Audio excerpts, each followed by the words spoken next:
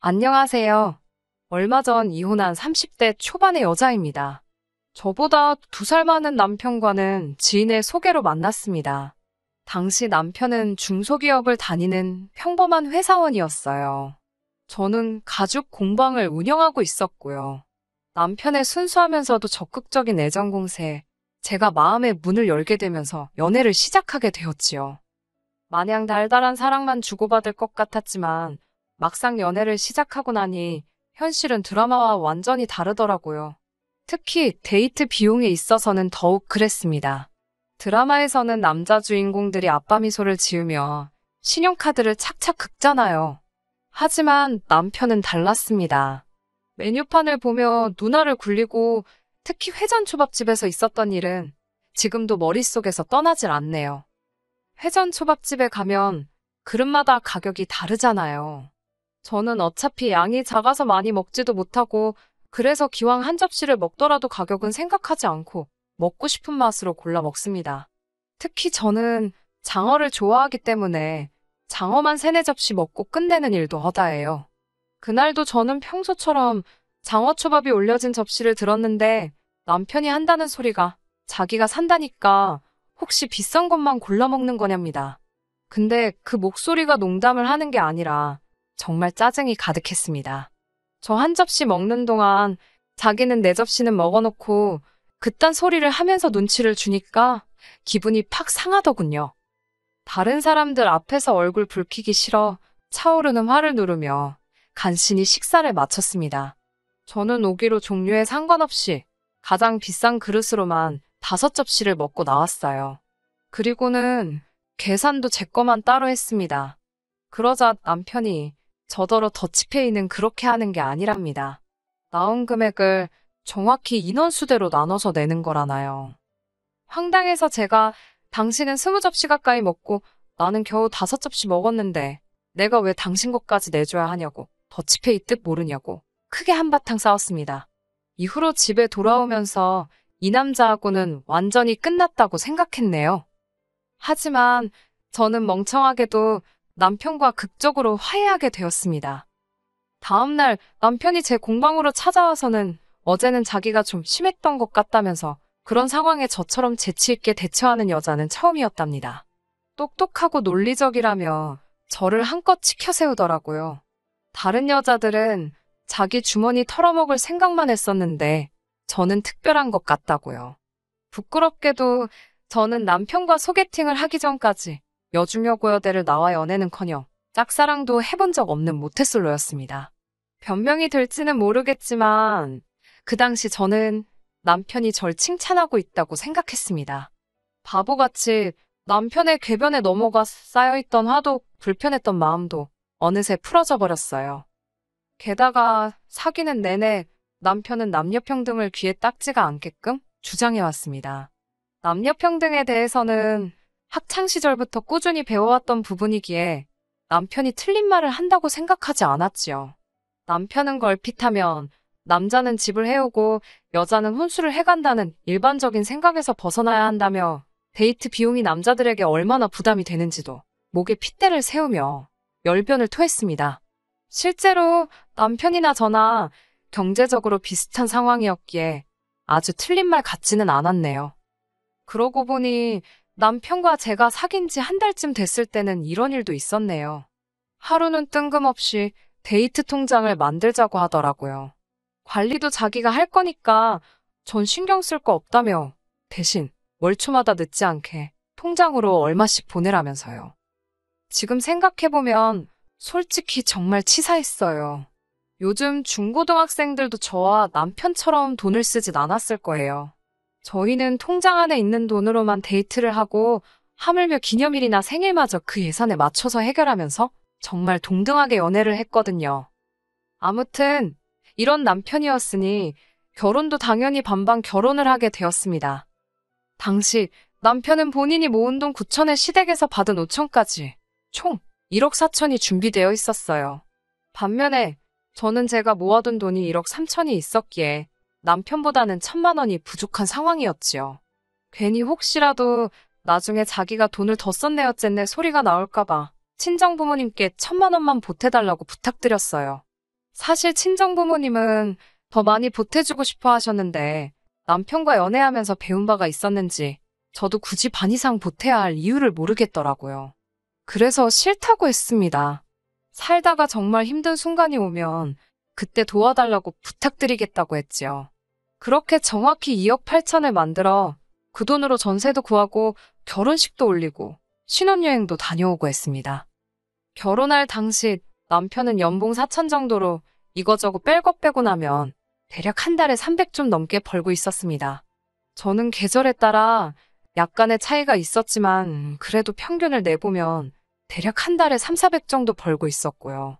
아이가 없는 맞벌이 부부로서 아주 넉넉하지도 않았지만 부족한 돈도 아니었습니다. 당분간은 신혼을 즐기며 약간은 여유를 부리고 싶은 마음이었지만 남편은 결혼 생활 역시 반반씩 부담하길 원하더군요. 그 성격을 모르고 결혼한 것도 아니었으니 결국 각자 150씩 생활비로 부담하기로 했습니다. 그렇게 결혼한 지 3달쯤 지났을 때였어요. 하루는 남편이 아무래도 회사를 관둬야 할 것 같답니다. 그게 무슨 소리냐고 물으니 어두운 표정으로 회사에서 있었던 일을 털어놓더라고요.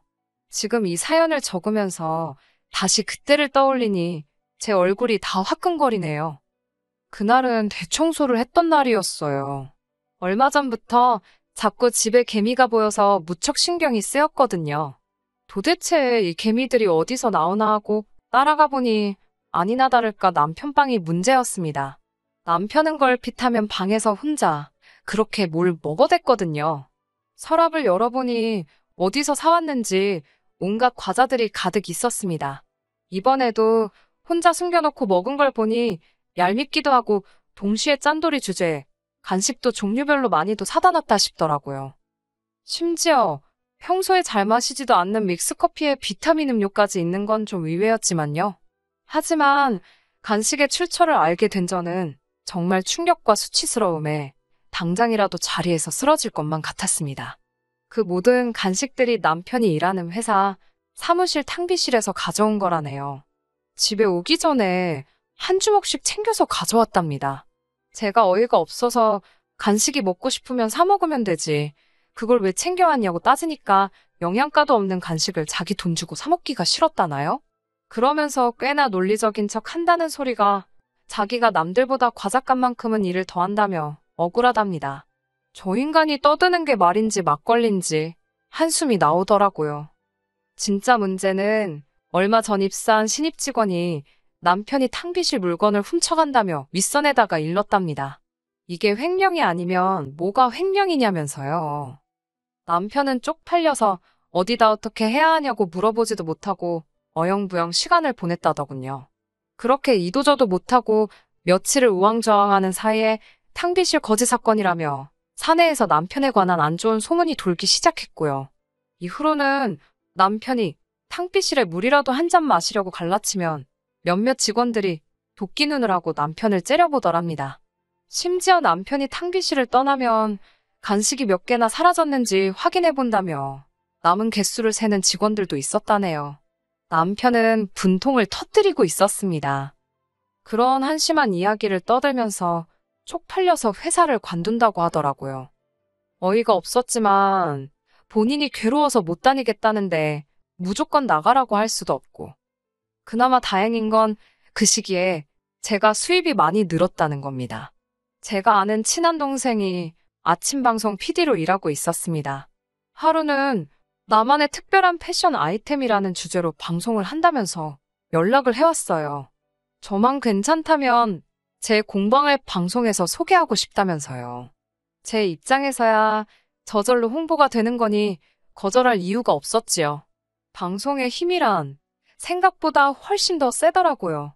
동네뿐만 아니라 인근 지역에서까지 수업을 들으러 오는 사람들이 생겼고 제작을 의뢰하는 손님들도 많아졌습니다. 덕분에 한 달에 3, 400에 불과했던 수입이 2배가 넘게 되었지요. 물론 제 수입과는 별개로 남편이 회사를 관두게 되었으니 생활 자체가 예전보다 더 나아졌다는 느낌은 없었습니다. 오히려 둘이서 300만 원의 돈으로 생활을 하다가 제가 외벌이를 하게 됨으로써 생활비도 반토막이 났으니 심리적으로 전보다 더 빠듯한 느낌이었어요. 남편은 회사를 알아보고 있다고는 했지만 워낙에 불경기였잖아요. 좋은 소식은커녕 서류도 통과하지 못하는 눈치였습니다. 그렇게 한 달쯤 지났을 무렵 남편이 저에게 부탁이 있답니다. 뭐냐고 물으니 지금부터 생활비 관리를 자기가 하면 안 되냐고 묻더라고요. 가뜩이나 자기가 생활비도 못 보태는데 관리까지 제가 하고 있으니 뭐 하나 작은 거 사는 것도 눈치가 너무 보인다나요? 저는 남편이 짠돌이에 거지근성이 있는 건 알고 있었지만 자격지심까지 가지고 있을 줄은 몰랐습니다. 고민 끝에 남편에게 생활비만큼은 알아서 책임지고 잘 관리해달라고 부탁했어요. 하지만 이건 고양이에게 생선을 맡긴 격이었네요. 남편과 생활비를 반반 부담하던 시기에는 집안일도 반반씩 했었어요. 집안일이라는 게 칼같이 절반으로 나눌 수는 없었기에 제가 음식을 하면 남편이 설거지를 하고 제가 빨래를 하면 남편이 청소를 하는 식으로 했었지요. 하지만 생활비를 저 혼자 부담하게 되면서 집안일은 자연스레 남편 몫이 되었습니다. 집안일이라는 게 해도 티가 안 나잖아요. 그래서 남편에게 크게 뭘 바라거나 하지 않았어요. 오히려 생활비를 내고 말고 여부를 떠나서 고마운 마음이었지요. 그러던 어느 날 모처럼 일찍 집에 왔는데 집에 먹을 만한 게 없길래 남편에게 같이 마트에 가자고 했습니다. 그러자 남편이 굉장히 난처한 표정을 짓더니 생활비를 다 썼답니다. 그때가 생활비를 주고 3주도 되지 않은 시점이었기에 저는 큰 충격을 받았어요. 3주 만에 150을 어디다 다 쓴 거냐고 하니까 남편은 별일 아니라는 듯 물가가 너무 오르지 않았냐며 말이 나와서 말인데 생활비를 올려야 할 것 같답니다. 얼마나 올리자는 얘기냐니까 200에서 250 정도면 좋겠다고 하길래 어쩔 수 없이 200으로 하자고 했습니다. 그리고 제가 남편에게 영수증은 다 챙겨놓으라고 했습니다. 도대체 어디에 얼마나 쓰는지 확인을 해봐야겠더라고요. 그렇게 또 한 달이 지났고 남편은 어김없이 생활비가 부족하다고 했습니다. 남편에게 영수증 좀 같이 보자고 했어요. 솔직히 집안에 경조사가 많은 것도 아니고 애가 있는 것도 아닌데 왜 생활비를 주면 한 달도 되기 전에 다 털어먹는지 도무지 이해할 수가 없었거든요. 남편은 순순히 영수증 한 뭉치를 제 앞에 들이밀었습니다. 대충 훑어보니 죄다 집에서 멀지 않은 슈퍼마켓에서 쓴 거더라고요. 품목도 소고기, 돼지고기, 뭐 할 것 없이 다양했고요. 영수증을 보고 나니 이 상황이 더욱 이해가 되지 않았습니다. 거의 일주일에 두세 번은 꼭 마트에 다녀왔던데 왜 냉장고가 비어있는 건지 음식을 해먹은 흔적이 없는 건지 남편에게 물으니 자기가 점심때 혼자 다 해먹었답니다. 워낙에 식탐이 많은 사람이긴 하지만 솔직히 너무한다 싶더라고요. 그렇다고 치사하게 먹는 걸로 뭐라고 하기도 그렇고. 그리고 며칠 뒤 집으로 돌아오는 길에 우연히 남편을 만났습니다. 어디 다녀오냐니까 아무것도 아니랍니다. 남편의 그런 반응에 마음이 살짝 상했지만 크게 개의치는 않았어요. 모처럼 아이스크림이 먹고 싶어서 남편과 함께 슈퍼마켓에 들리게 되었습니다. 슈퍼마켓에 들어서는데 남편이 모자를 푹 눌러 쓰더라고요. 왜 그러는지 이유는 상상하지도 못했지요. 간단한 요깃거리와 아이스크림을 고른 뒤 계산대에 줄을 섰는데 남편이 자꾸 딴청을 피우더라고요. 저는 처음에 생활비로 계산하기 싫어서 그러는 줄 알았습니다. 유치한 남편 행동에 혀를 내두르며 제가 계산을 하고 있던 찰나였어요. 계산대에 계시는 아주머니께서 남편을 아는 체 하시더라고요. 평소에는 매일 어머님이랑 오더니 오늘은 와이프랑 왔나 보다면서요. 어머님이랑 마트를 왔다니 그게 무슨 소린가 싶었습니다. 남편이 당황한 걸 보니 뭔가 있다는 확신이 들었습니다. 아주머니께서는 남편이 하루가 멀다 하고 어머님을 모시고 와서 어머님이 필요하시다는 건 다 사주더라며 저에게 아들 며느리가 엄청 효장가 보다고 그러시더군요. 그러면서 저희 남편이 마트 VIP라대요. 집으로 돌아와서는 남편에게 어머님이랑 슈퍼마켓에 다녔다는 게 무슨 말이냐고 물었습니다. 그러자 남편은 그 아줌마가 뭘 잘못 봐도 한참 잘못 본 거라며 오리발을 내밀더라고요. 제가 한번 차랑 슈퍼마켓에 뭐가 찍혔는지 물어볼 거냐며 증거를 찾아서 코앞에 들이밀어줘야 되냐고 따져 물었습니다. 그러자 남편도 더는 감추기가 어렵겠다 싶었는지 배째라는 식으로 그랬는데 어쩔 거냐대요. 솔직히 아들이 어머님 장 좀 봐드릴 수 있습니다. 제가 화가 나고 이혼까지 결심하게 된 건 단순히 남편이 어머님 대신 계산을 해서가 아니에요. 남편이 어머님의 장을 봐드린 이유가 어이가 없었기 때문입니다. 남편은 어머님이 당신이 필요하신 걸 고르시면 저희 생활비 카드로 결제를 한 뒤 어머님께 현금을 받아 챙겨오고 있었답니다. 한마디로 카드깡을 하고 있었던 거예요. 다 커서도 부모님께 손 벌리는 자식들이 있다는 이야기는 들어봤지만 부모님과 짜고 카드깡을 하는 다 큰 자식 이야기는 들어본 바가 없습니다. 황당하고 어이가 없어서 도대체 무슨 생각으로 그런 일을 한 거냐니까 자기가 집안일을 하는데 제가 알아주지도 않는 것 같고 그래서 셀프로 자기 몫을 챙겼답니다. 예를 들어 남편 생각에 오늘 집안일을 하는데 2시간쯤 걸렸다 하면 어머님과 짜고 5만 원을 빼돌리는 식으로요. 남편의 무용담을 듣고 있으니 기가 차더라고요. 아무리 부부 사이라도 그거 사기라니까 저더러 말이 너무 심하답니다. 이게 다 자기의 공로를 인정해주지 않는 저 때문에 일어난 일이라고요. 탕비실 거지 사건 때도 회사에서 자기가 일한 걸 알아주지도 않고 월급도 적어서 과자라도 잔뜩 챙긴 거라던 남편의 모습이 순간 머릿속을 스쳤습니다. 그제서야 알겠더라고요. 남편은 사람이 바보 같은 게 아니라 이기적이고 지독하게 계산적인 못난 사람이었다는 걸요. 이후로 한 사흘간을 남편과 말 한마디 섞지 않고 시간을 보냈습니다. 남편의 말 같지도 않은 궤변에 더 이상 놀아나고 싶은 마음은 없었으니까요. 어머님도 이번 일을 알게 되셨는지 전화를 해오셨지만 받지 않았습니다. 행여나 마음이라도 약해지면 곤란하니까요. 남편에게 이혼하자고 했습니다. 자기가 돈을 못 벌어서 그런 거냐며 너무하다고 발악을 하는 남편에게 저는 다른 건 다 참아도 양심에 털난 사람하고는 못 산다고 했어요. 평생을 믿고 의지해야 하는데 너 같은 거짓말쟁이를 어떻게 신뢰할 수 있겠냐고요. 하지만 남편은 자기가 한 행동들이 거짓말도 아니고 사기도 아니라 생각했습니다. 이 모든 건 자기를 알아주지 않는 다른 사람들 때문에 생긴 결과라면서요. 어머님의 태도도 가관이었습니다. 저더러 남편 길을 그렇게 죽여놓으면 좋냐면서 뜬금없이 왜 당신 용돈은 안 주는 거냐고 따지시더라고요. 아들이 못 주게 되었으면 며느리가 알아서 줘야 되는 거랍니다. 남편의 뻔뻔함과 염치 없음이 어머님으로부터 나왔다는 걸 알겠더라고요. 하긴 어머님이 제정신이셨으면 남편의 카드깡을 도와줄 리도 없으셨겠지요. 결국 남편과는 이혼하게 되었습니다. 악담을 퍼부으면 말이지요. 어머님께는 자식 농사 지금이라도 다시 지으셔야 하는 거 아니냐고 아들 농사는 완전히 망하신 것 같다 했네요. 지금 다 갈아엎고 새로 농사 짓자니 너무 늦은 건 아니냐고요. 며느리가 시애미 약 올린다고 어머님이 거품을 무시던걸요. 남편도 저한테 말 조심하라길래 너는 손버릇이나 고치라고 써붙였습니다. 이혼을 하고 얼마 지나지 않았을 무렵 남편에게서 연락이 왔습니다. 어떻게 하면 자기를 다시 받아주겠냐고 묻더라고요. 가진 건 뭣도 없으면서 고개 빳빳한 건 여전하대요. 남편에게 혼자 살다 죽어 문드러져도 너랑은 안 산다고 한껏 비웃어졌습니다. 너가 나라면 회사 비품 훔치는 것도 모자라서 마누라 돈 삥땅 쳐서 엄마 돈 뜯어가는 사람하고 다시 시작하겠냐고 따지니 지도 할 말이 없는지 조용히 입을 다물더라고요. 알뜰한 살림꾼과 거지근성은 서로 완벽하게 다르면서도 종이 한 장 차이밖에 나지를 않네요.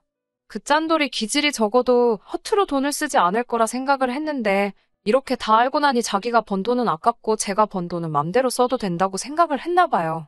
당분간은 머리 아프게 누굴 만나서 스트레스를 받고 그렇게 살고 싶지 않습니다. 만나게 되더라도 제발 정신적으로 성숙하고 양심을 지키는 사람을 만날 수 있으면 좋겠네요. 끝까지 들어주셔서 감사합니다. 오늘의 사연은 여기까지입니다. 구독과 좋아요, 알람 설정 부탁드리고 더 좋은 사연으로 다시 찾아뵙겠습니다. 감사합니다.